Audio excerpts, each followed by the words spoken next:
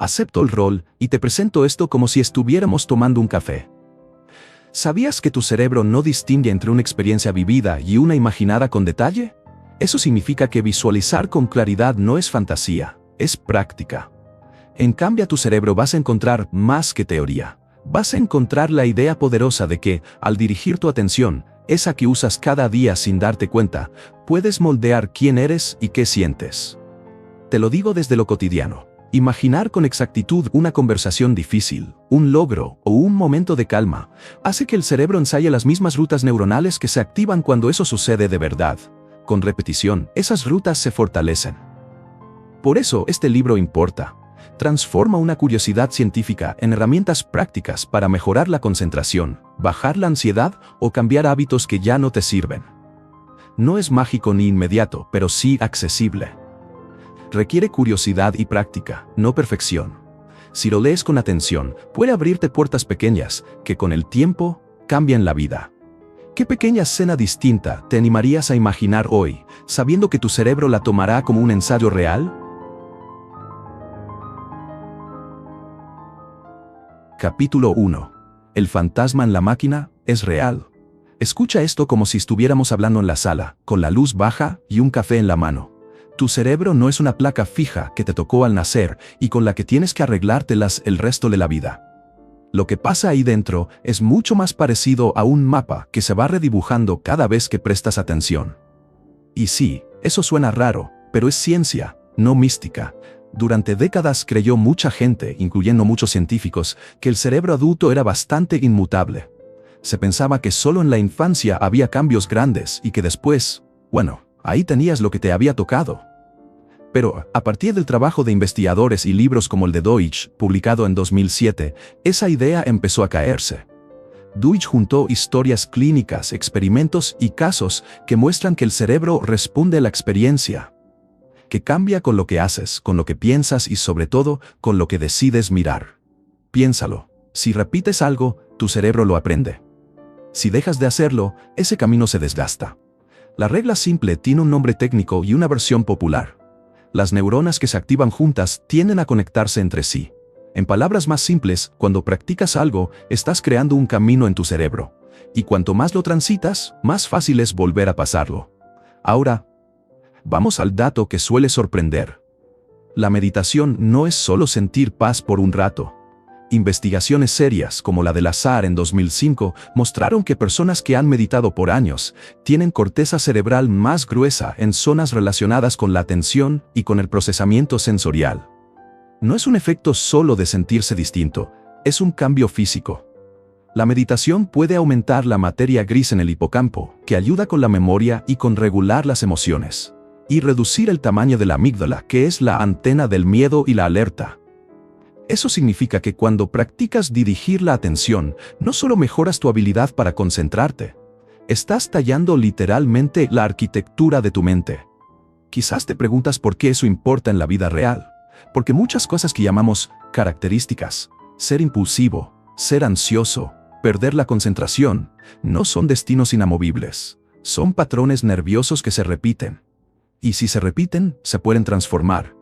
La clave no es un hechizo ni una receta mágica, sino la dirección deliberada de tu atención. Cuando eliges mirar a algo, tu cerebro practica ese acto. Si eliges mirar con curiosidad, con calma, con presencia, estás fortaleciendo rutas neuronales que sostienen justamente eso: la calma, la presencia, la claridad. Hablemos de esa dirección deliberada, de una forma práctica sin ponernos académicos. Imagina que cada vez que tu atención se posa en la respiración, en una sensación corporal o en un pensamiento amable, estás encendiendo una luz en un cuarto específico de tu casa mental. Si pasas tiempo ahí, la luz se queda, el cuarto se vuelve más habitable. Si nunca entras, la casa sigue ahí, pero ese cuarto estará frío y vacío. Ese ejemplo no es poesía, es un atajo para entender por qué simplemente prestar atención con intención tiene consecuencias físicas. No quiero convertir esto en un deber más. La idea no es que te castigues por distraerte. Es que veas la distracción como información. Cada vez que te das cuenta de que tu mente se fue, eso es una señal poderosa. Acabas de crear una oportunidad para redirigir la atención y con ello, para fortalecer un nuevo camino. El acto de volver la mirada ya es entrenamiento. No necesitas una sesión perfecta para que algo cambie. Necesitas repetir, sin culpa, con curiosidad. También es importante aclarar una cosa que a veces confunde. Cuando digo que el cerebro cambia, no hablo solo de ajustar estados pasajeros. Hay cambios que son temporales, te sientas tranquilo por un rato, y otros que son duraderos, cambios en la configuración por defecto de cómo respondes al mundo. La neuroplasticidad explica ambas cosas, pero es especialmente relevante cuando hablamos de transformar rasgos, no solo momentos. La práctica sostenida, dirigida, produce ese tipo de alteraciones más profundas. Quizás ahora te imaginas que todo esto es para personas con montones de tiempo. No es así. La ciencia dice que no hace falta vivir en retiro ni hacer horas y horas al día para ver efectos reales. Lo que importa es la consistencia y la intención. Incluso un par de minutos diarios de atención deliberada, mantenidos a lo largo de semanas, empiezan a cambiar la forma en que tu cerebro responde al estrés, a la distracción y a la emoción. Voy a meterte una imagen más. Imagina que tu cerebro es un jardín y la atención es el riego. Donde pones el agua, crece algo. Donde no pones nada, la tierra se cierra. Si quieres menos reactividad, riegas zonas que calman. Si quieres más foco, riegas la zona de la concentración. No es un truco rápido, pero es un mecanismo claro y comprobable. También hay límites y matices. La neuroplasticidad no es una promesa de que puedas cambiar todo sin esfuerzo ni condiciones. Factores como la genética, el entorno y experiencias previas influyen. Pero esos no son excusas para no intentarlo. Al contrario, son razones para hacerlo de forma sabia, con información y con paciencia. La ciencia no sostiene ningún cuento de soluciones instantáneas, pero sí muestra que la práctica deliberada tiene un poder real y medible. Quiero que te lleves una cosa concreta de este rato. Cuando cambias la dirección de tu atención, estás practicando la construcción de un nuevo circuito. No es un acto pasivo, es una pequeña construcción diaria. Y la mejor parte es que es accesible. Tu cuerpo, tus sentidos y tu voluntad son las herramientas. No necesitas equipo especial ni permisos, solo empezar. Si te pregunto ahora, ¿qué es lo primero que te viene a la mente cuando piensas en dirigir tu atención? No lo pienses mucho. Dime mentalmente una escena. Quizás es una conversación pendiente, o un recuerdo, o la sensación de estrés en el pecho. Eso que apareció es el punto de partida. Ahí mismo comienza la obra de redibujar tu mapa mental. Tómalo con suavidad. En lugar de juzgarte por lo que aparece, obsérvalo y vuelve a elegir dónde poner la mirada. Y para integrar esto en el día a día sin complicarlo, en medio de una tarea, cuando tu mente se disperse, en lugar de enojarte, nombra que te dispersaste y vuelve a la tarea. Enfrenta una emoción intensa con la curiosidad de un científico, no con el enojo de un crítico. Así, sin grandes rituales, comienzas a entrenar tu cerebro para responder distinto. Al final, el mensaje central es sencillo y potente. Tu atención es la herramienta principal para rehacer tu cerebro. No es magia, pero es lo más cercano a magia que tenemos, porque cambia la materia misma donde se forman nuestros pensamientos, hábitos y emociones. Si lo miras con asombro, entiendes que cada momento contiene una elección. Dejar que el mapa siga igual o dibujar una nueva vía. Si eliges dibujar, estás reclamando parte del diseño de tu vida. No quiero que te sientas presionado por esto. Quiero que te sientas empoderado. La ciencia nos baja del pedestal y nos deja con algo mucho más útil, la responsabilidad amable de practicar. Así que antes de cerrar este segmento, te propongo un pequeño experimento mental. Durante el próximo día, elige 3 momentos para poner tu atención en algo específico por unos minutos, sin juzgar si lo haces bien. Puede ser sentir la respiración, notar un sonido o mantener la mirada en una tarea hasta terminarla. Hazlo con curiosidad, como quien practica una habilidad nueva, no con la expectativa de quedar perfecto. Si en algún momento te cuesta, recuerda esta frase: no estás esperando convertirte en otra persona. Estás creando opciones nuevas dentro de la persona que ya eres. Eso cambia la forma en que vivimos lo cotidiano. Y poco a poco, esos cambios cotidianos se vuelven rasgos. Ese es el punto donde la neuroplasticidad deja de ser un concepto académico y se vuelve la herramienta con la que realmente modulas tu vida.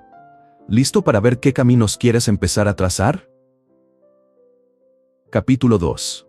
El mito de la mente vacía. Siéntate cómodo, como si estuviéramos conversando en voz baja, y piensa en la primera vez que intentaste meditar. Probablemente te sentaste, cerraste los ojos y esperaste que todo se calmara. Y en cuestión de segundos, o de menos, tu cabeza ya estaba llena de listas, de recuerdos, de planes. Eso no es fallo moral. Eso es lo normal. Quiero contarte la historia de Sara. Sara es ingeniera, trabaja con plazos y diagramas y reuniones que empiezan a cualquier hora. Un día descarga una app de meditación porque siente que su atención se le escapa como agua entre los dedos. Se sienta en un cojín, pone un temporizador de 10 minutos y respira. Al minuto, un correo la atraviesa mentalmente. ¿Respondo ahora o después? Al segundo minuto, aparece la presentación que tiene que entregar. Al tercer minuto, la alarma del carro que no se apagó en su cabeza. A los 5 minutos ya está luchando con su mente, intentando apagarlo a golpes de voluntad. Abre los ojos frustrada, se levanta y borra la app. Mi cabeza es así, no puedo, se dice. ¿Te suena familiar, no? Ese sentimiento, la vergüenza de no poder dejar de pensar, es la razón por la que mucha gente abandona la práctica. Piensan que meditar es lograr una pantalla en negro en la cabeza, un vacío absoluto. Y cuando no sucede, se culpan. Pero aquí viene lo importante. La meta nunca fue eliminar los pensamientos. La meta es cambiar nuestra relación con ellos. Si te suena charla bonita, escucha esto. La ciencia lo apoya. Investigaciones serias, por ejemplo, trabajos citados por Daniel Goleman y Richard J. Davidson en 2017, muestran que incluso meditadores con experiencia siguen teniendo actividad mental. No es la ausencia de pensamiento lo que define una meditación exitosa, sino la capacidad de observar sin engancharse. Es decir, ver el pensamiento como un objeto en el paisaje, no como el conductor del autobús que decide a dónde vas. ¿Por qué nos resulta tan difícil entender esto? Porque nuestra mente viene con un piloto automático. La llamada red de modo por defecto es una especie de circuito que tiende a narrar, fantasear y preocuparse. Es útil, nos permite planear y recordar, pero también nos arrastra. Cuando la red de modo por defecto se activa, la mente se va a contar historias, y eso es justo lo que ocurre cuando intentas meditar. La narración vuelve con fuerza. La práctica no busca anular esa narración, sino notar que está ahí. Cada vez que notas que la mente se fue, cada vez que suavemente la traes de vuelta, estás haciendo ejercicio mental. Esa repetición, esa rep, es lo que fortalece la atención. Piensa en ello como levantar pesas, pero para la mente, las repeticiones importan más que el peso o la perfección de la forma. Quiero que pruebes algo conmigo ahora, mentalmente. Cierra los ojos un momento. Respira una sola vez y observa qué aparece. ¿Pensamientos? ¿Un sonido? ¿Una sensación en el cuerpo? No juzgues. Solo nota. Si apareció un pensamiento, dilo en la mente. Pensamiento. Si fue un sonido, di sonido. Si es una sensación, di sensación. Hazlo sin drama, como si etiquetaras archivos en una carpeta. Eso es exactamente la práctica que cambia la relación con lo que surge. A menudo la app te dice, regresa al aire. Esa indicación no es una reprimenda, es la instrucción básica del entrenamiento. Vuelve y vuelve de nuevo. Y cada regreso es progreso. No hay un medidor secreto que te apruebe. La aprobación viene del hábito mismo de regresar. La constancia importa más que la perfección. También quiero que reconozcas algo más. Cuando sientes que te fuiste durante la meditación, eso no es evidencia de fracaso, es evidencia de que tienes una mente viva. Es señal de plasticidad. Tu cerebro está activo, buscando salidas, haciendo conexiones. Aceptar que la mente se mueve es comenzar a dirigir ese movimiento con menos conflicto. A veces la gente piensa que si no siente paz inmediata, entonces la meditación no funciona. Pero la mayoría de los cambios verdaderos no son dramáticos en el momento, se filtran en la forma en que respondemos a las cosas.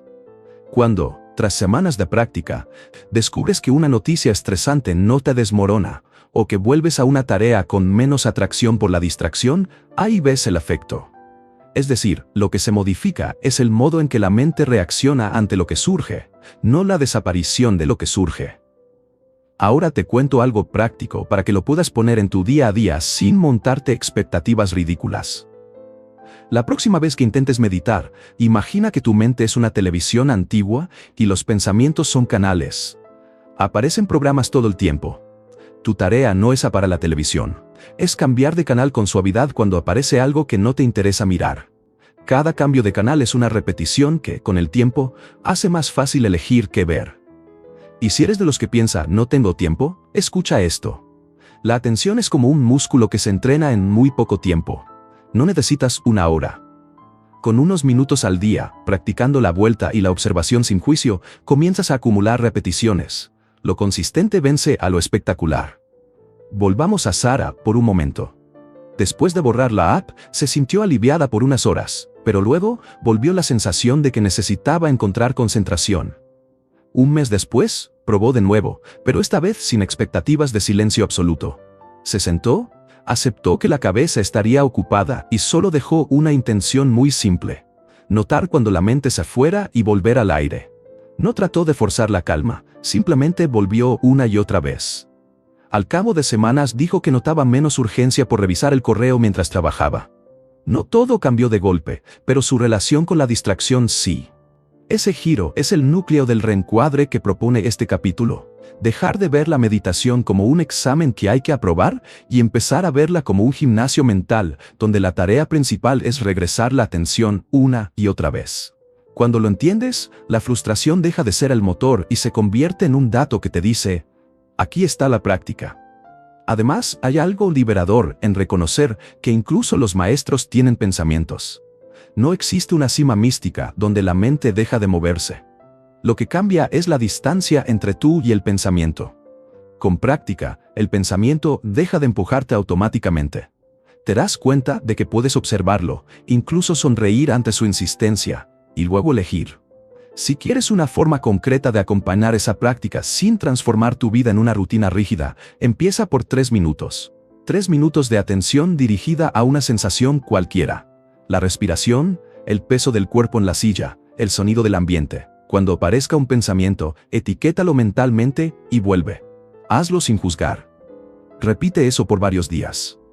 No conviertas esto en otra tarea de rendimiento, conviértelo en una curiosidad experimentada con amabilidad.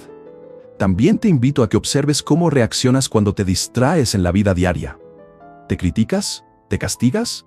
¿O te vuelves curioso y vuelves a la tarea? La forma en que tratas la distracción fuera del cojín se transfiere hacia dentro del cojín. Si eres duro contigo mismo en la vida diaria, es probable que lo seas también en la práctica. Si en cambio miras con curiosidad, construirás una práctica basada en crecimiento, no en culpa. Y sí, hay momentos en que la práctica puede sacar emociones duras o recuerdos. Eso no significa que fallaste. Significa que la mente, al sentirse observada con más frecuencia, te muestra capas que antes estaban cubiertas por ruido. En esos casos, la recomendación es buscar apoyo, reducir la intensidad o trabajar con un guía. La práctica no debe ser una vía de daño, sino una puerta a mayor claridad acompañada. Entonces, ¿qué hago si siento que no avanzo? Vuelve la curiosidad. Pregúntate: ¿qué aparece ahora? No agregues un juicio de valor. Deja que la mente haga su cosa y tú, con suavidad, vuelve a la intención. Esa es la obra real del cambio. Antes de cerrar, quiero que te lleves una imagen que me gusta usar. Imagina que dentro de tu cabeza hay un chico que siempre quiere contar historias y una persona mayor que sabe escuchar sin intervenir. Tu trabajo no es silenciar al chico, ni ser la persona mayor con fuerza. Es aprender a ser la persona que escucha con paciencia, una y otra vez. Esa paciencia repetida transforma la manera en que la historia se escribe. Así que, la próxima vez que te sientes a meditar, recuerda a Sara y no borres la app por vergüenza. Recuerda que la mente que divaga no es tu enemiga, es la materia prima del entrenamiento. Y recuerda, sobre todo, que cada vez que te das cuenta de que te fuiste y vuelves, estás haciendo exactamente lo que se necesita para cambiar la relación con tus pensamientos. ¿Te animas a intentarlo de nuevo, esta vez sin exigencias y con curiosidad? Capítulo 3. Los 3 sistemas operativos de tu cerebro. Quiero que hablemos de algo útil y directo. Tu cerebro no tiene un solo modo de operar. Tiene 3 redes principales, y cada una cumple una función muy distinta en tu vida diaria. Entender cuál te está saboteando o cuál necesitas fortalecer es el paso que viene antes de intentar arreglar cualquier hábito. La primera red se comporta como un CEO. Es la red ejecutiva central y se ocupa de dirigir la atención, organizar tareas y mantener el foco en lo que importa. Cuando estás planificando, tomando decisiones o evitando distracciones, esa red está trabajando para ti. Si te quedas pegado en la procrastinación, si te cuesta terminar tareas porque tu mente salta de una cosa a otra, esa es la red que conviene entrenar. La segunda red es un detector. Se llama red de saliencia, y su trabajo es avisarte sobre lo que merece tu atención ahora mismo. Una señal de peligro, una emoción fuerte, un cambio en el cuerpo. Es útil porque te prepara para reaccionar rápido, pero también se desboca cuando interpreta como amenaza cosas que no lo son. Si te encuentras sobresaltándote con facilidad, reaccionando con ira o ansiedad ante pequeños estímulos, esa red está sobreactivada y necesita refinamiento. La tercera red es el narrador interno. La red por defecto o la red de modo por defecto se encarga de la imaginación, de las historias sobre ti mismo, del rumiar y del ¿qué pasaría si? Es la que te cuenta el pasado y fabrica futuros catastróficos. No es mala, sin ella podrías perder la capacidad de reflexionar o planear. El problema aparece cuando se queda prendida demasiado tiempo, y la vida se convierte en una novela mental que te arrastra fuera del presente. Ahora, ¿qué hacer con esto? Primero, identifícalo con honestidad. Piensa en un hábito que quieres cambiar y siente por qué te molesta. No lo conviertas en culpa. Si lo que te frena es empezar y terminar tareas, probablemente tu objetivo requiere fortalecer al CEO interno. Si reaccionas con intensidad ante críticas o pequeñas frustraciones, tu objetivo apunta a calmar el detector. Si vives en un bucle de preocupaciones y autorreproches, entonces vas directo a la red del narrador. Ese reconocimiento no es un diagnóstico clínico. Es un mapa práctico para elegir la herramienta adecuada. Las herramientas en este caso son prácticas de atención distintas. Para la red ejecutiva, lo que funciona es una meditación que dirige el foco, atención sostenida en un objeto, como la respiración, una sensación o una tarea concreta. Practicar esa atención deliberada regularmente entrena la capacidad de sostener el foco en el momento deseado. Para la red de saliencia, la práctica clave es abrir la conciencia y observar las señales internas, notar la emoción antes de reaccionar, aprender a diferenciar entre una alarma real y una interpretación exagerada. Ese entrenamiento no suprime la señal, le enseña un nuevo protocolo de respuesta. Para la red por defecto, una práctica poderosa es la que cultiva afecto y presencia hacia uno mismo y hacia otros. Porque cuando el narrador interior se enreda en juicio, el afecto lo suaviza y reduce el circuito del rumiar. No voy a darte una receta fría. Quiero que hagas un ejercicio mental ahora. Cierra los ojos un segundo y trae a la mente una situación reciente que quieras cambiar. Siente cómo se manifiesta. ¿Es dificultad para empezar, una reacción emocional intensa o un pensamiento que no se apaga? Ese sentir te dice cuál red está pidiendo trabajo. Una vez que sabes eso, elige una práctica que corresponda y hazla con intención. Si vas por la red ejecutiva, en tu próxima sesión acerca la atención a un punto y sosténlo. Cada vez que la mente se dispersa, suavemente vuelve sin juzgar. Si es la red de saliencia, practica observar la emoción como si fueras un científico curioso. ¿Dónde la sientes en el cuerpo? ¿Qué imagen trae? ¿Qué historia la acompaña? Al notar sin reaccionar, creas espacio entre impulso y acción. Si es la red por defecto, practica un ejercicio de amabilidad dirigida. Piensa en alguien por quien sientas aprecio, y luego dirige pensamientos de buena voluntad hacia ti mismo y hacia los demás. Esa repetición desplaza la narrativa hacia patrones menos autocríticos. Ahora quiero que lo pongas a prueba en el mundo real, no solo en una sesión formal. Durante el día, cuando surja la dificultad que quieres cambiar, usa la práctica correspondiente allí mismo. Si estás evitando una tarea, aplica el enfoque del CEO. Reduce la meta a un paso pequeño y mantén la mirada en ese paso. Si te invade la ira, usa la observación de la saliencia. Nota la sensación antes de hablar. Si te atrapa el rumiar, activa la amabilidad del narrador. Repite silenciosamente frases que calmen el juicio. Ese puente, llevar la práctica a la situación real, es donde ocurre la transformación. Déjame ser claro sobre la duración y la paciencia. El cerebro no cambia por un acto heroico, cambia por repeticiones con intención. 20 minutos son una buena referencia para sesiones estructuradas cuando ya tienes algo de práctica, pero no lo tomes como un requisito que te paralice. Si empezar con menos te permite ser consistente, comienza con menos. La frecuencia y la calidad de la atención valen más que la duración ocasional. También es importante recordar que las redes interactúan. No existe la red ejecutiva aislada. Trabaja con la saliencia y con la del narrador.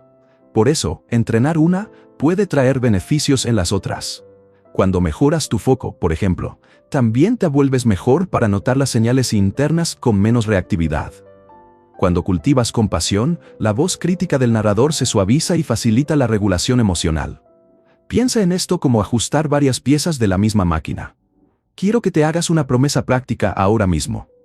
Elige una cosa pequeña que empezarás a practicar cada día durante la próxima semana. Nada ceremonioso, puede ser 3 minutos al sentarte o usar la respiración una vez antes de empezar una tarea. Hazlo todos los días con la intención clara de entrenar la red que escogiste. Registra mentalmente un cambio sutil, no una transformación épica. Eso te mantiene motivado sin expectativas irreales. Un ejemplo puede ayudar a ver todo esto en acción. Imagina que te irritas con facilidad en reuniones y eso afecta tu trabajo. Al identificar que la red de saliencia está sobreactivada, eliges practicar observación abierta y ejercicios para desacelerar la respuesta. Con el tiempo, esa misma persona nota que ya no interrumpe con impulsividad, que escucha mejor y que las conversaciones fluyen distinto. No se trató de eliminar la emoción, sino de enseñarle a esa emoción a habitarte sin tomar el volante. Otro ejemplo. Si tu problema es posponer constantemente tareas creativas, entonces trabajas la red ejecutiva con sesiones de atención sostenida y mini rituales para empezar el trabajo. Poco a poco, la capacidad de iniciar y sostener la actividad mejora, porque la red responsable del foco fue fortalecida por repeticiones intencionales. Y si estás atrapado en obsesiones sobre el futuro o en una voz interna que repite, no eres suficiente, esa es la red por defecto usando su megáfono. La práctica de amabilidad y atención abierta, repetida, reduce la potencia de esa voz y te deja más espacio para actuar desde la calma. Por último, ten en cuenta que este trabajo es a la vez científico y humano. No es un manual frío, es una invitación a experimentar y ajustar según lo que funciona para ti. Los términos suenan técnicos, pero la aplicación es sencilla y profunda. Mira lo que pasa, elige una práctica que responda a eso. Repite con paciencia y lleva la práctica a la vida real. Si lo haces, empiezas a redirigir no solo comportamientos aislados, sino la forma en que tu cerebro decide qué merece tu atención. Antes de cerrar, regresa a esa situación que imaginaste al principio. Respira y decide cuál red quieres empezar a entrenar esta semana. Comprométete con un pequeño gesto diario y observa cómo cambia tu relación con lo que te molesta. Ese es el poder del mapeo. Saber dónde poner el trabajo para que el trabajo rinda. Listo para auditar tus redes y elegir la práctica que de verdad te sirve. Capítulo 4. El reencuadre de 30 días. Quiero empezar con una pregunta directa. ¿Y si te dijera que no necesitas años para ver cambios reales en la forma en que tu mente responde al mundo? No es una promesa vacía ni un titular llamativo. Es lo que están mostrando estudios recientes y lo que vimos en la vida de alguien como Vicky. Imagínate a Vicky una mañana cualquiera, sentada en la oscuridad de su cuarto con una sensación de peso que no se marchaba desde hacía 14 años. No exagero, años de depresión que se colaban en todo, que hacía que levantarse fuera un acto de voluntad heroica. Un día, casi por desesperación, decide hacer algo pequeño. 5 minutos, solo prestar atención a la respiración. Al principio su mente le gritaba que era inútil, que esto no iba a arreglar nada. Pero siguió. Al cabo de semanas, algo cambió. Lo que primero fue un respiro más tranquilo, terminó siendo una vuelta a la vida. Menos dependencia de medicamentos, ganas de caminar al amanecer, esa sensación simple de poder respirar sin que todo se desmorone.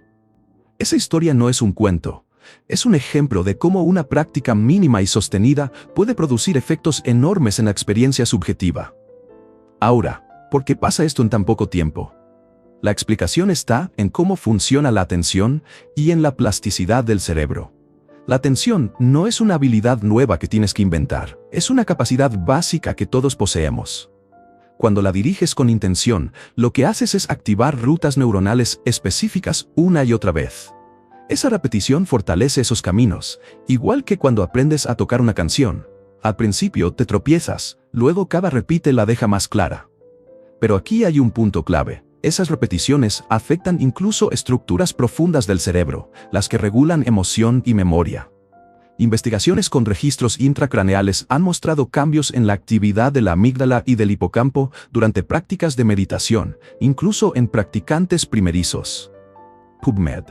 Hay otra pieza del rompecabezas que conviene destacar. No estamos hablando solo de sensaciones subjetivas, sino de medidas objetivas de atención que cambian rápido. Un estudio reciente utilizó seguimiento ocular y encontró que tras 30 días de meditación guiada, los participantes mejoraron la velocidad y precisión con que orientaban su atención, independientemente de la edad. USC Leonard Davis School of Gerontology. Eso significa que lo que cambió no fue solo cómo se sintieron, sino cómo sus cerebros resolvían una tarea de atención. Y cuando la atención se reorganiza, el resto de la vida también se reordena. Menos reactividad, menos distracción, más claridad para hacer lo que importa. Quiero que te detengas un segundo y hagas algo práctico. Recuerda una situación reciente en la que sentiste que la depresión, la ansiedad o la falta de foco te frenó. Siente dónde la notas, en el pecho, en la mente, en la garganta. Ahora imagina que tienes solo un minuto para hacer algo que pueda empezar a cambiar eso. No un minuto de terapia, ni de plan maestro, sino un minuto de atención dirigida. Inhala contando hasta 4. Exhala contando hasta 4. Repite. Ese simple gesto repetido a diario es la materia prima del cambio rápido. No quiero romantizar esto. No todo el mundo experimentará una remisión total en 3 semanas, y no quiero que creas que la meditación es una cura universal. Pero sí quiero que veas la posibilidad real de que la práctica activa procesos que pueden acelerar la recuperación y la regulación emocional. Cuando Vicky volvió a sentir interés por las pequeñas cosas, no fue por azar, fue porque su sistema de atención había empezado a responder distinto ante estímulos emocionales. La mente empieza a dar menos crédito automático a los pensamientos negativos, y eso abre espacio para otras experiencias. También es importante entender por qué la rapidez es posible. La biología no exige meses para que una nueva ruta neuronal aparezca. Lo que importa es la intensidad y la repetición con intención. Si durante 30 días te comprometes a practicar con disciplina amable, esos circuitos reciben suficientes pasadas para empezar a cambiar la forma en que se conectan. Es como mover un sendero en el bosque. Cada paso hace el camino más transitado y la maleza menos espesa. La diferencia con un entrenamiento físico es que aquí la herramienta principal es la atención, un recurso que llevas contigo a cada momento. Permíteme darte una manera muy concreta de estructurar esos 30 días sin convertir tu vida en un calendario rígido. Empieza con sesiones cortas y consistentes, 5 minutos por día el primer bloque, avanzando gradualmente si te apetece. Hazlo con una intención clara, elegir el foco, observar sin engancharte y volver. No persigas la perfección. Lo que cuenta es la repetición y la calidad de la atención. Lleva la práctica fuera del cojín.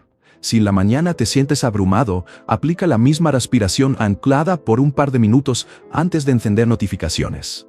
Esas microintervenciones son las que suman. Quiero que pienses en esto como un experimento personal. No te apegues a la expectativa de que todo cambie de golpe. En lugar de ello, observa pequeñas señales, dormir un poco mejor, menos urgencia por revisar el teléfono, un par de días en que la voz interior es menos cortante. Esas señales son la evidencia acumulativa de que algo en tu sistema nervioso está reajustándose. También hay advertencias necesarias.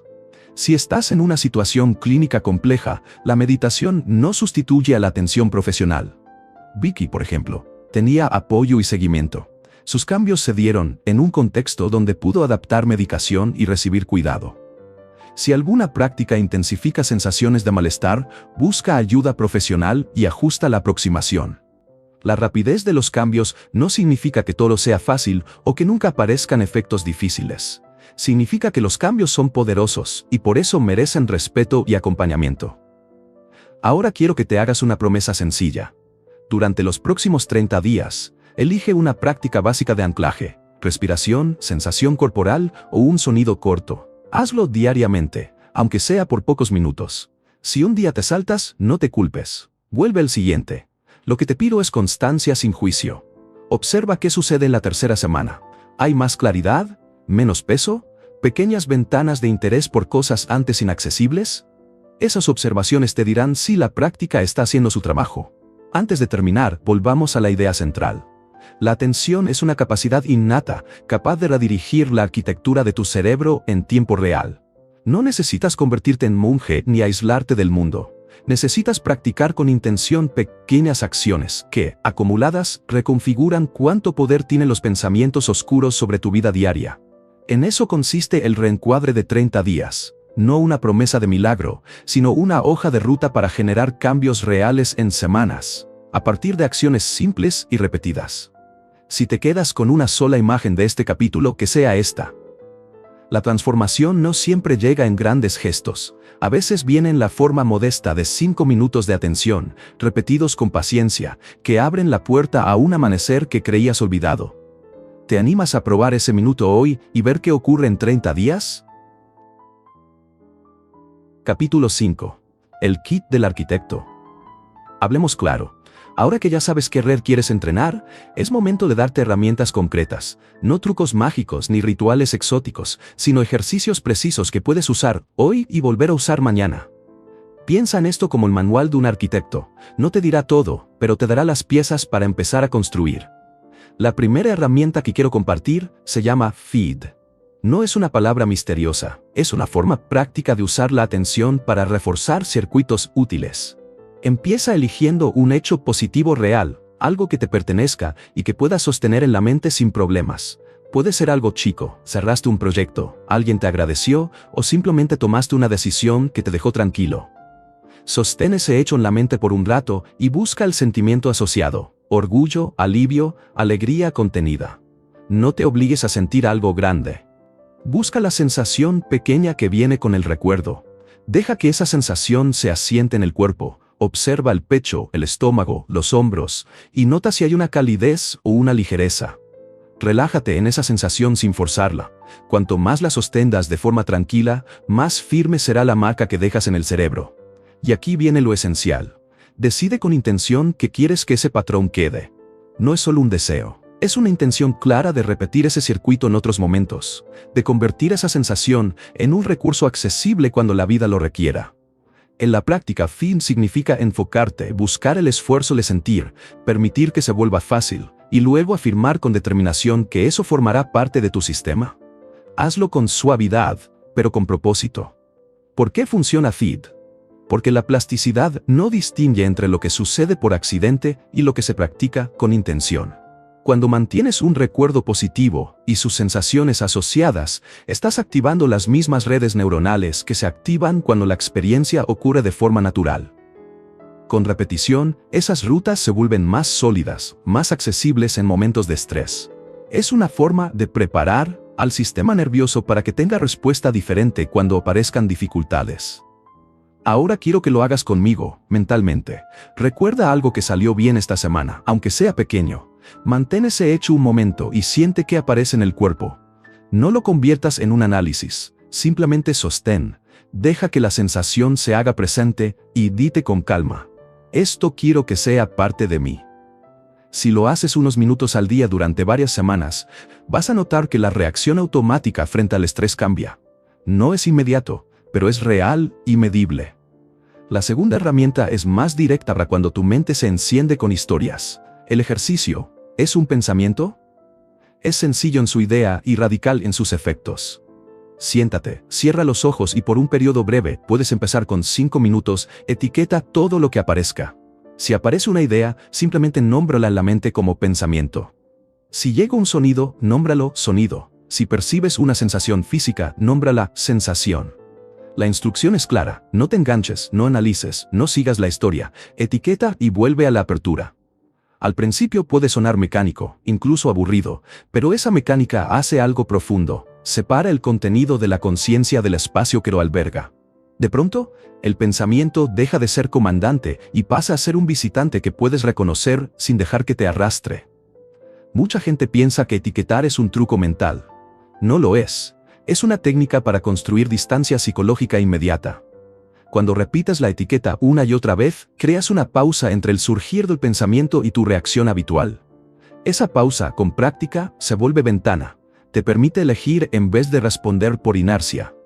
Quiero darte una manera de integrar ambos ejercicios sin complicarte.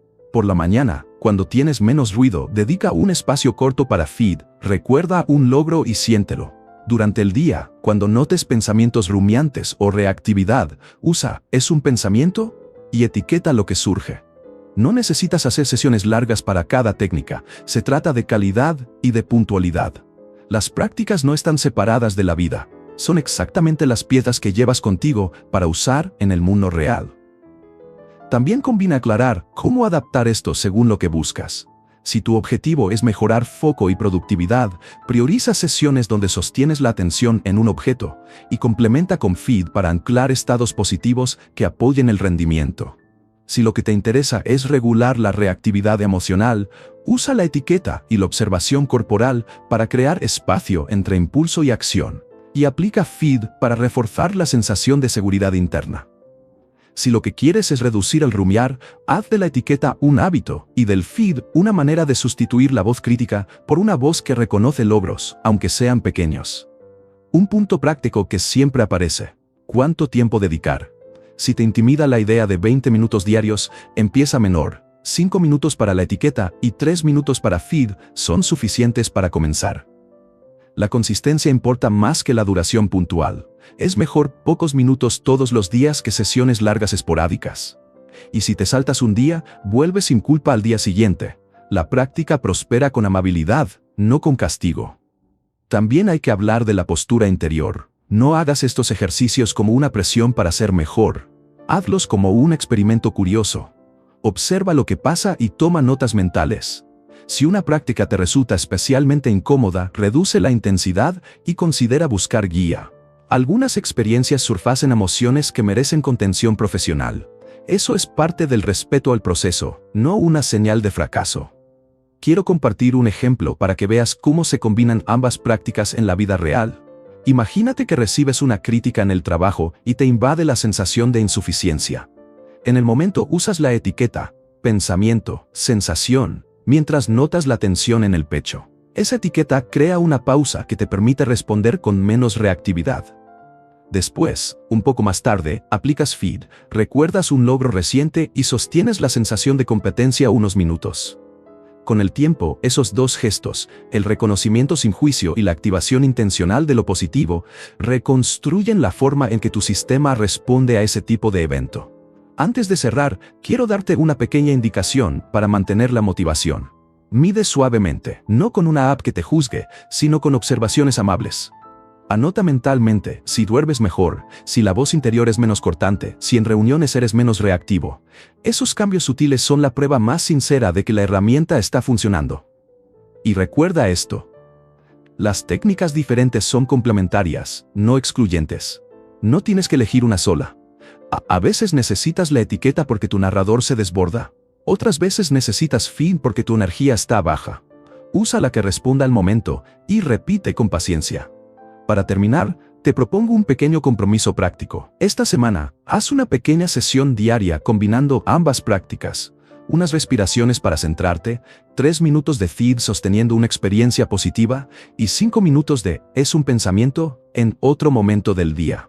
Hazlo con curiosidad, sin expectativas de milagro. Observa con atención lo que cambia en tu día a día. Si te quedas con una idea, que sea esta: construir nuevos patrones no es cuestión de fuerza de voluntad extrema, sino de herramientas bien usadas. Feed y la etiqueta son herramientas precisas, son las palas y los planos del arquitecto interior. Úsalas con cuidado y con constancia, y verás cómo, poco a poco, el edificio de tu mente se vuelve más habitable. Capítulo 6. El vendedor y la nueva línea base. Quiero que imagines una escena concreta conmigo.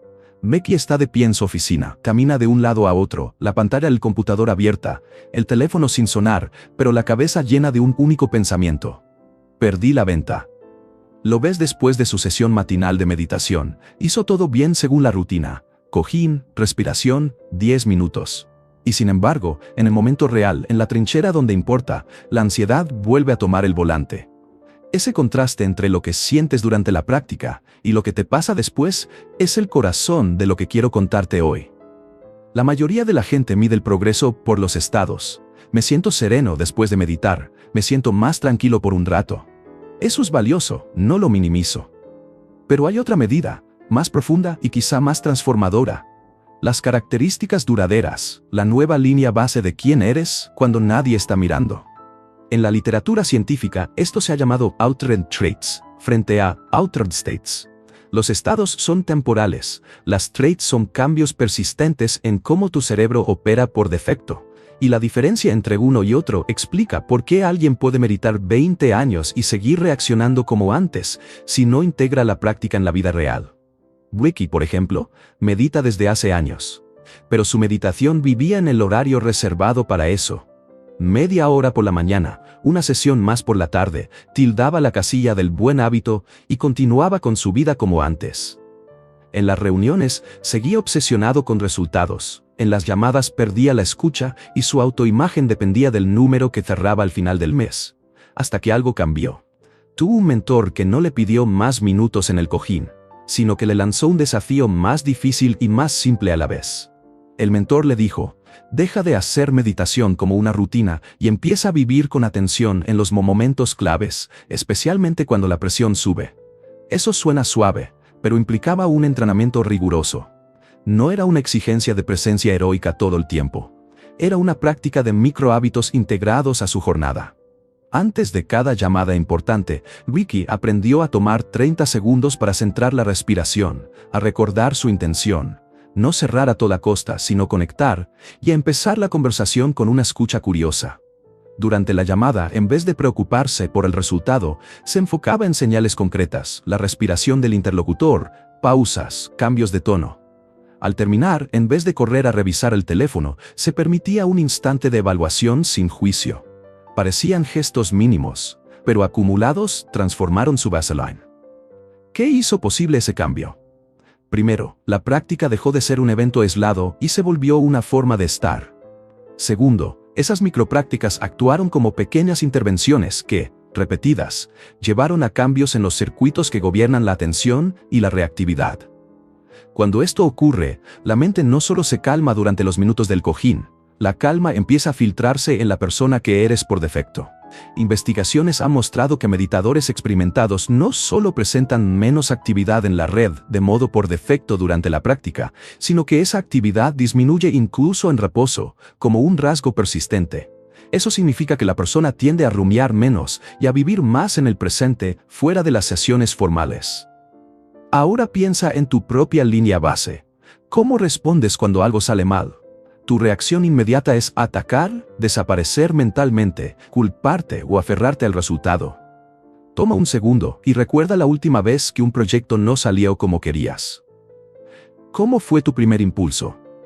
Ese primer impulso es una buena pista para diagnosticar tu baseline actual. Volvamos a la historia de Ricky, porque ahí hay lecciones prácticas que puedes aplicar hoy. En una llamada crucial, su mente empezó a distraerse con la urgencia de cerrar un trato grande. El mentor, que lo observaba desde la sala contigua, le susurró la misma instrucción que venía practicando. Concéntrate en la persona, no en el número. Ricky respiró, notó el cuerpo estresado y escuchó. En lugar de empujar la conversación hacia su agenda, comenzó a preguntar, a dejar silencios productivos. A la mitad de la llamada sintió la antigua impulsividad tironeando, pero no reaccionó. Al final, sin esforzarse por cerrar, la negociación se movió a un lugar genuino, y cerró por $112,000. No fue un golpe de suerte. Fue el resultado de integrar la práctica en el momento decisivo.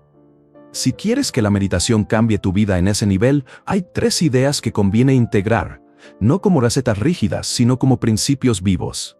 Primero, haz el puente entre cojín y mundo. No des por hecho que la calma durante la sesión se traducirá sola a la vida diaria. Diseña pequeñas intervenciones que sirvan como puentes. Una respiración antes de entrar a una reunión, una pausa de 5 segundos antes de responder un correo enojado, una breve intención antes de una conversación difícil. Esos gestos son la infraestructura que conecta el estado con el rasgo. Segundo, practica la atención dirigida en situaciones reales. Nada sustituye la práctica en contexto. La habilidad de sostener la atención en una sensación, en un rostro o en una voz, se fortalece exactamente cuando la pones en las circunstancias que suelen desestabilizarte. Eso significa que si tu punto débil son las negociaciones, practica ahí. Hazlo con curiosidad y sin juicio. No busques perfección, busca repetición y honestidad. Tercero, redefine el éxito. Muchos altos ejecutivos miden el éxito por resultados tangibles y rápidos. Cuando integras la meditación, aprende a valorar también las cosas más sutiles. ¿Cuánto tiempo tardas en recuperarte después de un rechazo? Si escuchas más sin preparar la respuesta, si tu energía al final del día es menos agotada. Esos indicadores son más fieles a una transformación de línea base que un pico de calma después de la sesión. Ahora te propongo un experimento sencillo. Piensa en una interacción que se repite en tu vida y en la que no te sientes satisfecho con tu reacción. Puede ser una reunión, una discusión familiar o una presentación. Antes de la próxima vez que ocurra, establece una intención clara. Voy a escuchar primero y responder después. O voy a observar mi respiración antes de reaccionar. Practica ese gesto concreto en el momento. Al terminar, tómate 30 segundos para evaluar sin juzgar qué pasó distinto. Repite eso varias veces. Con el tiempo, la pequeña modificación deja de ser una intervención y se vuelve parte de tu línea base. Es importante también reconocer que el proceso no es siempre lineal ni cómodo. Parte del terreno de la transformación implica descubrir patrones incómodos y hacerles frente con cuidado. Ricky no dejó de sentirse presionado de un día para otro. Hubo llamadas mal manejadas, frustración y dudas. Pero la diferencia fue que esas experiencias dejaron de definir su identidad en forma automática. Eso es lo que cambia la calidad de vida. La capacidad de observarte y reconocer que no eres tus reacciones. Quiero que te lleves una imagen que a mí me ayuda. Imagina tu línea base como el color del cielo al amanecer. Al principio puede ser gris, turbado por nubes. Las prácticas formales son como momentos de viento y luz, traen claridad temporal. Pero cuando empiezas a vivir con atención, cuando integras la práctica en el trabajo, en las conversaciones y en los descansos, el cielo cambia de color de modo más estable. No es que las nubes desaparezcan para siempre, es que ahora hay una tendencia más clara hacia un amanecer más luminoso. Para terminar, una invitación práctica. Esta semana identifica un momento de verdad en tu día, ese pequeño episodio que suele sacar lo peor de ti, y conviértelo en tu laboratorio. Antes de enfrentarlo, haz una breve pausa de respiración, establece una intención clara y entra con curiosidad. Después, evalúa sin juicio y repite. Si lo haces con constancia, no pasará mucho tiempo antes de que notes que tus reacciones espontáneas ya no tienen tanto poder sobre ti. La verdadera medida de la práctica no es cuán tranquilo te ves en Instagram después de meditar. Es cómo regresas a tu centro cuando el mundo real toca la puerta. Si la meditación logra eso, si tu nueva línea base es menos reactiva y más presente, entonces has conseguido algo profundo. Has reconfigurado la forma en que tu mente se comporta por defecto. Y eso, amigo, cambia no solo tu trabajo, sino tu vida. Capítulo 7. La letra pequeña. Cuando la meditación hace daño. Quiero que nos pongamos serios un momento, como cuando vas al doctor y te explican los efectos secundarios antes de firmar.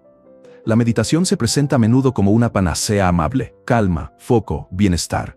Y sí, para mucha gente eso es verdad, pero no para todos. Y ocultar eso detrás de un mensaje exclusivamente positivo es irresponsable. Hace poco se publicó, y ya lo sabes por la conversación pública, una revisión que puso números sobre algo que algunos practicantes conocen por experiencia. Una proporción no desdeñable de meditadores reporta efectos adversos. La cifra que circula es que más del 10% de practicantes regulares han experimentado problemas significativos, desde ansiedad aumentada hasta episodios de desrealización o incluso síntomas psicóticos en casos extremos. No digo esto para asustarte, lo digo para que tomes la práctica con la seriedad que merece. Estamos ante una intervención que cambia el funcionamiento del cerebro, y cualquier intervención potente puede producir efectos contrarios. Esto no es nuevo. En textos antiguos que tienen 1500 años, como ciertas enseñanzas de tradición dharmátrata, ya aparecen advertencias sobre lo que llamaban enfermedades de la meditación. Experiencias de confusión, angustia y cambios perceptivos que podían aparecer cuando la práctica avanzaba sin guía. La historia nos muestra que no es solo un problema moderno, sino una posibilidad intrínseca a la transformación profunda de la mente. La novedad es que hoy, con la práctica masiva y la industria de bienestar moviendo miles de millones, muchos programas han normalizado la promesa de beneficios sin hablar con honestidad del riesgo. Quiero presentarte la historia de Chloe, porque ilustra esto de forma clara. Chloe era una estudiante de posgrado, externa, con plazos, ansiedad normal y una vida ocupada. Se apuntó a un programa de mindfulness en la universidad porque la prometían herramientas para el estrés. En la primera sesión, la guía la invitó a hacer un escaneo corporal. Cerró los ojos, llevó la atención al cuerpo, y en lugar de relajarse, algo se despertó. Una ola de pánico, una sensación de irrealidad, como si el mundo se moviera lejos. Al principio pensó que era resistencia, así se lo dijeron en clase. Eso es normal, confía en el proceso. Pero en las siguientes sesiones la intensidad creció. Empezó a sentirse vigilante todo el tiempo, a desconectarse por momentos, a tener ataques de ansiedad que no había tenido antes. Cuando Chloe lo comentó con la instructora, la respuesta mínima y repetida fue que estaba experimentando cambios normales y que debía perseverar. Finalmente, Chloe dejó el programa, buscó terapia y recibió acompañamiento profesional. Todo eso le ayudó a entender que su respuesta no era debilidad, sino una señal de que necesitaba otra forma de apoyo. Se sintió traicionada por una práctica que le prometía alivio y le ofreció angustia en su lugar. Esa historia podría sonar aislada, pero no lo es. Cuando una práctica modifica la forma en que procesas emociones y percepciones, puede sacar a la superficie material que estaba escondido bajo la rutina. Para algunas personas, eso abre la puerta a curación. Para otras, sin contención, puede ser un factor precipitante de crisis. Por eso la conversación debe cambiar. De la meditación solo hace bien, a la meditación puede ayudar, pero también puede dañar. Conozcamos cómo manejar ese riesgo. ¿Qué significa manejar el riesgo en la práctica? Primero, significa hacer una evaluación honesta antes de empezar. Si tienes un historial de trastornos psiquiátricos, episodios psicóticos, tendencias a la disociación o vulnerabilidades emocionales serias, no es imprudente decir, consulta con un profesional de salud mental antes de embarcarte en prácticas intensas. No es un veto universal. Es una invitación a tomar decisiones informadas y a adaptar la práctica con acompañamiento adecuado. Segundo, el instructor importa.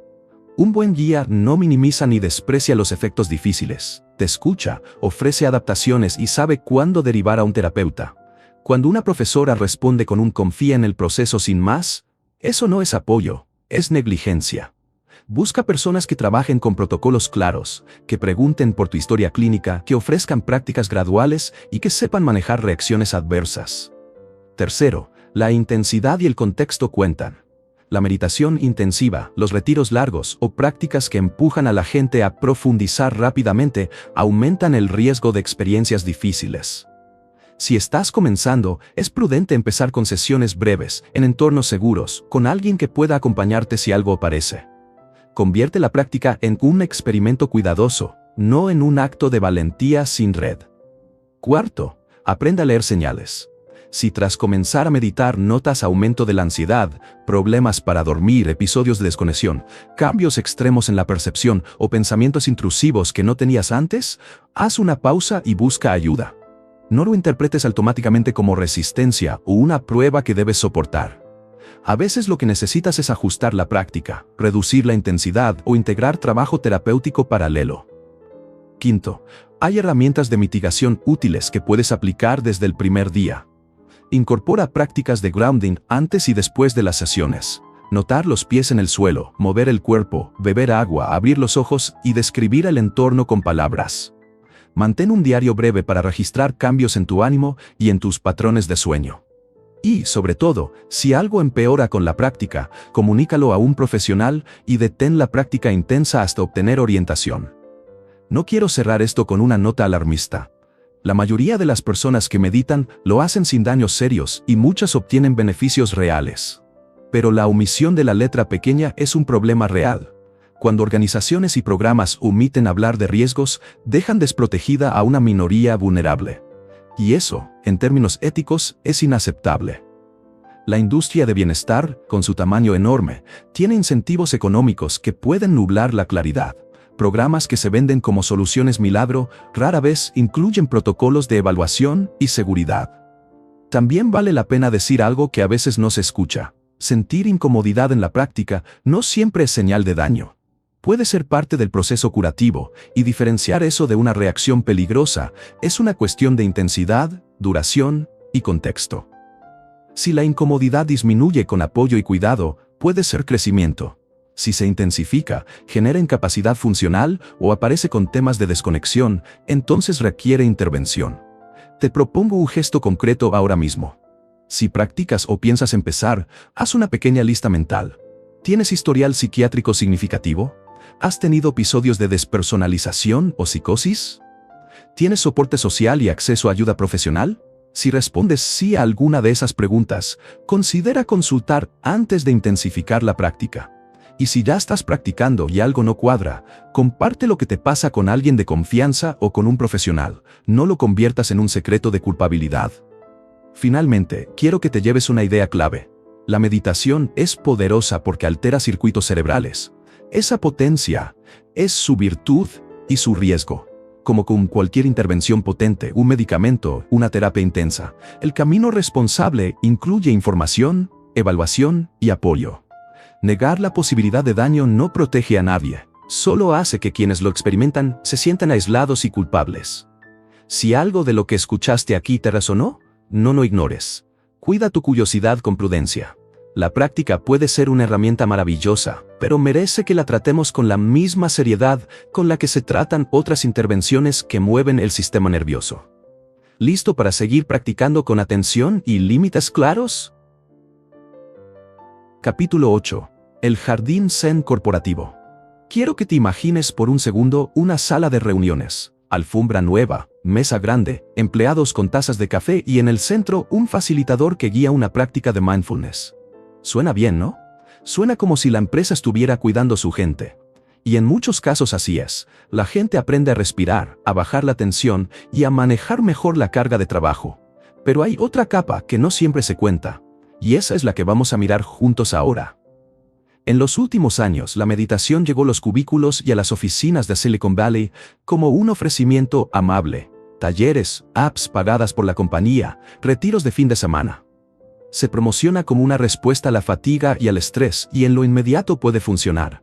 Menos tensión, mejor concentración, gente que vuelve a la pantalla un poco más calmada. Aquí está la tensión del asunto. Cuando una herramienta que ayuda a regular la mente se ofrece sin cuestionar las condiciones que generan el estrés, puede convertirse en un parche. Y cuando ese parche aumenta la productividad, es fácil que la dirección lo celebre sin atreverse a corregir las causas estructurales del problema.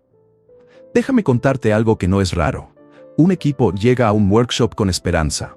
Al principio la técnica ayuda. Un colega deja de sentirse abrumado antes de una entrega, otro duerme un poco mejor. La empresa lo comunica como un éxito de bienestar. A los meses, la carga de trabajo sigue igual o incluso crece, porque la dirección interpreta que las personas ahora aguantan más y pueden asumir más responsabilidades. Así, lo que empezó como apoyo se convierte en un mecanismo para adaptar a la plantilla a jornadas más largas o a expectativas irreales. La práctica sigue ahí, pero el contexto no cambia. Esto nos trae una pregunta incómoda. ¿Quién se beneficia realmente cuando la meditación se integra sin ética ni crítica al entorno laboral? Si la respuesta es la empresa, porque consigue mayor rendimiento con menos costos, entonces la práctica suele transformarse en una herramienta de control, no de emancipación. La meditación pierde su potencial liberador si su objetivo se reduce a hacer que la gente tolere condiciones mal diseñadas. Y cuando se separa de su marco original, que incluía reflexiones éticas, comunitarias y filosóficas, la práctica puede quedar vacía, útil solo para optimizar a la persona sin tocar las raíces del sufrimiento. No estoy diciendo que todas las iniciativas corporativas sean malas. Algunas empresas usan mindfulness para acompañar cambios y para ofrecer soporte real. Pero el problema surge cuando el discurso de bienestar se usa para legitimar lo que antes era inaceptable: largas jornadas, falta de descansos, expectativas irreales. En ese escenario el trabajador aprende a respirar mejor para aguantar una jornada de 70 horas en lugar de cuestionar por qué se diseñaron jornadas de 70 horas. La pregunta moral que surge es sencilla y crucial. ¿La meditación se usa para empoderar a las personas o para adaptar a las personas a lo que siempre ha sido injusto? Quiero que te acerques a esto con ojos prácticos. Si trabajas en una empresa que ofrece mindfulness, obsérvalo con curiosidad crítica. ¿La práctica viene acompañada por cambios en las políticas laborales? ¿Hay revisiones de carga de trabajo, tiempo para desconectar, respeto real por los descansos? ¿O, por el contrario, la narrativa oficial dice, aplica mindfulness y lo demás ya se arregla? Esa diferencia te dice mucho sobre las intenciones de la organización. También conviene pensar en quién se beneficia de la versión secular de la meditación que muchas corporaciones promueven. Una práctica despegada de su ética original puede ser extremadamente eficaz para pulir la actitud individual, reducir la queja visible y aumentar el rendimiento. Eso es exactamente lo que algunos gerentes buscan. Pero si no se acompaña de medidas que mejoren las condiciones, la meditación termina siendo una forma de amortiguar la protesta, no de resolver los problemas reales. Entonces, ¿qué pueden hacer los trabajadores conscientes que no quieren ser adaptados? Primero, usar la práctica como herramienta de claridad, no como anestesia. Si la meditación te ayuda a ver con más calma, úsala para detectar patrones organizacionales que te dañan, procesos ineficientes, jornadas sin límites, expectativas poco realistas. La lucidez que trae la práctica puede ser convertir en acción colectiva. Hablar con el equipo, plantear propuestas concretas de cambio, documentar cargas de trabajo y pedir revisiones. La atención cultivada puede volverse una herramienta para la acción, no solo para la tolerancia. Segundo, lleva la conversación a recursos y políticas. Si la empresa ofrece talleres, pregunta cómo se están midiendo los resultados y qué cambios estructurales acompañan esa inversión. Sugiere que el presupuesto de bienestar incluya también evaluaciones de diseño de trabajo, formación para managers en liderazgo humano y medidas concretas para reducir el desgaste. Si la respuesta es evasiva, sospecha. La responsabilidad no debe recaer solo en el trabajador para arreglar su respuesta emocional. El sistema también tiene que arreglarse. Tercero, busca espacios de diálogo con sentido crítico. Los talleres serviciales pueden convertirse en foros para hablar sobre condiciones laborales si alguien los orienta de ese modo. Invita a tus compañeros a discutir no solo técnicas de respiración, sino también cómo se sienten respecto a plazos, entregas y expectativas. La meditación puede abrir un espacio seguro para esas conversaciones si no se coarta su uso crítico. También quiero que consideres cómo la meditación se enseña. Cuando los programas corporativos reducen la práctica a técnicas aisladas y eliminan el contexto ético o comunitario, la experiencia se empobrece. Una práctica integrada incluye preguntas sobre propósito, relación con el otro y responsabilidad social. Si la oferta de la empresa se limita a respira para rendir mejor, no estás ante un cuidado integral. Estás ante una optimización de rendimiento. Un punto importante. La crítica a la meditación corporativa no equivale a rechazar la práctica. Puedes usarla para tu propio beneficio, para mejorar tu calidad de vida y para sostener tu capacidad de acción. La diferencia está en no aceptar pasivamente que la meditación sea la única respuesta que la empresa ofrece. Exige, con amabilidad y firmeza, que la inversión en bienestar incluya mejoras concretas en las condiciones de trabajo. Si llevas esto al plano de la ética personal, puedes preguntarte, ¿mi uso de la meditación está ayudando a perpetuar algo que me hace daño? Esa pregunta no es un ejercicio de autocastigo. Es una forma de aplicar la atención a lo que más importa: tu vida en el trabajo. Puedes decidir usar la práctica para fortalecerte y a la vez para empujar por cambios que reduzcan el sufrimiento en la fuente. También hay una dimensión colectiva que no se puede olvidar. Cuando los trabajadores se organizan y plantean demandas sobre tiempo de descanso, límites razonables y reparto de carga, la meditación puede acompañar ese proceso, no sustituirlo. Cuidarse individualmente es necesario, pero no suficiente. Cuidar el entorno de trabajo es responsabilidad compartida. Antes de terminar, quiero dejarte con un ejercicio práctico y directo. La próxima vez que haya un taller de mindfulness en tu empresa, ve, practica y observa. Pero además, prepárate con una pregunta para la persona que facilita. ¿Qué modificaciones en las políticas laborales acompañan este programa?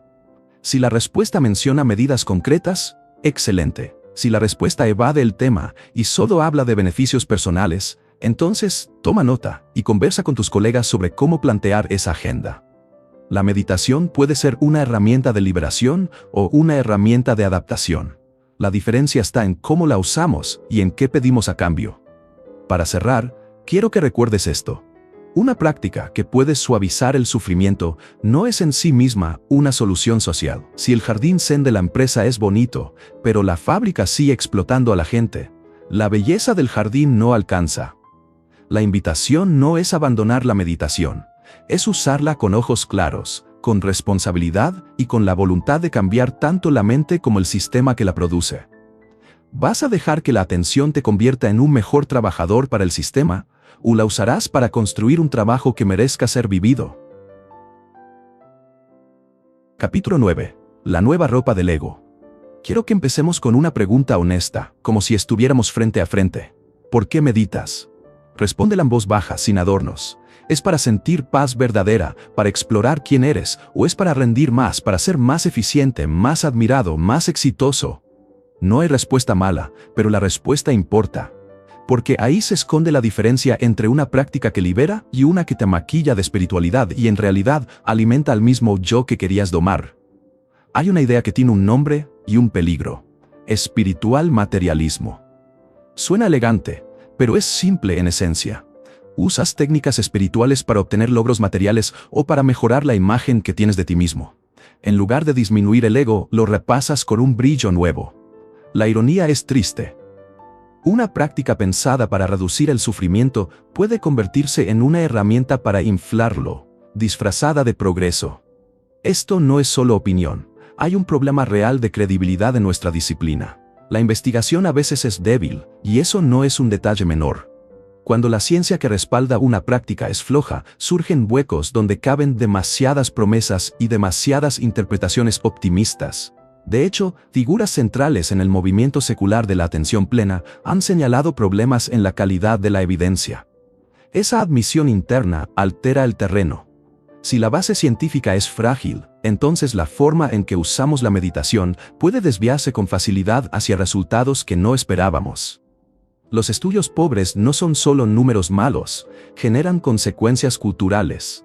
Cuando se publican conclusiones exageradas, las empresas y el mercado del bienestar las toman y las transforman en productos, programas, certificaciones, cursos express. Eso favorece una versión utilitaria de la meditación. Útil si tu objetivo es funcionar mejor, menos útil si tu objetivo es comprender y aliviar la raíz del sufrimiento. Y ahí aparece la trampa. Te entrenan para ser una versión más pulida de la ambición, sin tocar la ambición misma. A esto se suma un punto que viene de las raíces de la práctica. Tradicionalmente, las enseñanzas que han acompañado la atención plena incluían siempre un marco ético y una comunidad. No era solo técnica, era filosofía, conducta, responsabilidad hacia los demás. Al separar la técnica del contexto moral, algo se pierde. Los viejos maestros hablaron de meditación equivocada, prácticas que, sin guía ética, refuerzan patrones de autoengaño. Esa advertencia no es una reliquia del pasado, es una señal que resuena hoy, cuando la meditación se convierte en un instrumento de éxito personal sin límites. Quiero contarte la historia de Adam porque te va a ayudar a ver esto con claridad.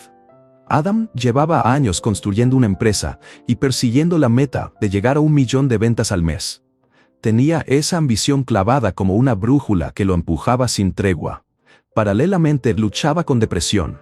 El logro, en vez de aliviar, parecía drenar su energía. Buscó en la meditación una forma de sostenerse en el viaje. Al principio la práctica le dio herramientas. Manejo de estrés, noches de sueño un poco más largas. Pero pronto notó algo inquietante. Usaba la meditación para optimizar su productividad, para tener más energía para empujar hacia la meta del 1 millón. La voz interna seguía siendo implacable. Si te detienes, perderás todo. En una sesión, sin embargo, algo cambió. Mientras meditaba, observó con honestidad esa voz que le decía: deberías estar ganando más. La vio como un programa, un guión que no era él. Esa distancia le permitió cuestionar el motor de su ambición. Al tomar decisiones desde esa nueva claridad, su empresa creció hasta 10 millones al año, pero la diferencia esencial fue que lo hizo sin estar vaciado por dentro. No renunció al éxito, cambió la relación con él. Esa historia tiene 2 lecciones que conviene tomar con cuidado. La primera es que el éxito material y la plenitud no son necesariamente opuestos. La tensión aparece cuando el éxito se convierte en la medida exclusiva del valor personal. La segunda es que la práctica puede desenmascarar scripts mentales y darte la libertad de elegir motivaciones más nutritivas. Pero para llegar ahí, la práctica debe ser honesta y crítica consigo misma. Entonces, ¿cómo evitar que la meditación se vuelva un traje nuevo para el ego? Primero, revisa tus motivos con brutal ternura. Cuando te sientes a meditar, date espacio para notar qué hay detrás del quiero ser mejor, ¿Hay curiosidad? ¿Hay miedo? ¿Hay hambre de aprobación? Nombrar eso no es culpa, es información. Si descubres que la práctica está al servicio del rendimiento, no te detengas. Úsala para preguntarte si ese rendimiento alimenta lo que verdaderamente quieres. Segundo, reincorpora criterios éticos a tu práctica. La meditación sin un horizonte ético es una herramienta a medias. Pregúntate cómo lo que practicas afecta a otros, no solo tu rendimiento. Practicar con intención de ser más compasivo, más presente para los demás, tiende a desmontar la instrumentalización del mindfulness para fines puramente competitivos. Tercero, cultiva la humildad investigadora. Lee críticamente. Pregunta por los métodos cuando te prometan resultados espectaculares y busca fuentes diversas. Cuando la evidencia es débil, más vale experimentar con cautela que caer en modas que prometen soluciones rápidas. La humildad científica en este campo es un acto de cuidado personal. También quiero que integres prácticas que directamente enfrentan el ego. Las meditaciones que cultivan la compasión y la generosidad no aumentan el brillo del ego, lo mueven de sitio. En lugar de instalar logros como medidores de valor, estas prácticas te conectan con lo que es común y finito en todos nosotros. Eso no significa renunciar a metas ambiciosas, sino sostenerlas en una visión que no te devore. Hay otra idea poderosa. Transforma éxitos en instrumentos, no en definiciones. Cuando consigues algo, date el permiso de celebrar, pero no lo conviertas en el marcador único de tu identidad. Prueba la práctica de agradecer el logro y al mismo tiempo preguntar, ¿qué quiero cultivar ahora que esto ya pasó? Esa pregunta redirige la energía desde la identificación hacia la elección consciente. Y un punto que no quiero pasar por alto, la comunidad y la guía importan. Hablar con otros que practican desde la honestidad y la crítica te ayuda a ver sesgos propios. Guías con integridad te advierten contra el narcisismo espiritual y te ofrecen prácticas que no son solo rentables, sino liberadoras. Antes de cerrar, quiero que hagas un ejercicio breve conmigo. Cierra los ojos un momento y piensa en el último logro que te dio satisfacción. Siente la emoción en el cuerpo. Ahora pregúntate, sin prisa, ¿para quién fue ese logro? ¿Para sostenerte a ti o para sostener la imagen que tienes de ti mismo? Nota la diferencia y observa si hay alivio en una u otra respuesta. La cuestión final que dejo sobre la mesa es sencilla y profunda. ¿Quieres usar la meditación para vestirte de éxito o para desarmar la urgencia que te obliga a buscarlo? Ambas rutas producen resultados, pero la calidad de tu vida cambia radicalmente según la elección. Si optas por la segunda, la meditación deja de ser una herramienta más y se convierte en un laboratorio de libertad interior. No quiero que esto suene dogmático. No se trata de demonizar el éxito, ni de glorificar la renuncia. Se trata de recuperar la intención original de una práctica que apunta a la liberación del sufrimiento, no a su rebranding comercial. Si lo haces con atención, humildad y una ética que vaya más allá del rendimiento, la meditación puede ser exactamente lo que promete. Una vía para vivir con menos prisa y con más sentido. ¿Te animas a mirar tus motivos y a decidir desde ahí qué tipo de práctica quieres sostener? Este libro comenzó con una idea sencilla, pero poderosa. Tu cerebro no está fijo, y tienes la capacidad real de transformarlo. A lo largo de estas páginas recorrimos desde la ciencia básica de la neuroplasticidad hasta las redes cerebrales específicas que puedes entrenar para generar cambios duraderos. Hablamos de ejercicios precisos, respaldados por evidencia, que te permiten enfocar mejor tu atención, regular tus emociones y silenciar ese murmullo constante de la mente. Pero también fuimos honestos con las sombras del camino. Los riesgos de una práctica mal orientada y las distorsiones que aparecen cuando estas técnicas se usan sin cuidado o al servicio de sistemas que no buscan tu libertad, sino tu rendimiento. Hoy, con ese mapa completo, la responsabilidad está en tus manos. Tú eres el arquitecto de tu mente. Hace más de 2500 años, Buda describió el sufrimiento humano como viajar en un carro con una rueda torcida. El camino está lleno de sacudidas, incomodidad y cansancio. La meditación, decía, no consiste en cambiar de carro ni de destino, sino en reparar la rueda. La ruta de tu vida sigue siendo la misma, pero con una rueda alineada, la experiencia del viaje cambia por completo. Fluye, se siente ligera y revela una plenitud que siempre estuvo ahí, esperando. Ahora la pregunta inevitable es esta: con las herramientas en tus manos y la rueda lista para ser reparada, ¿qué vas a construir tú con tu mente?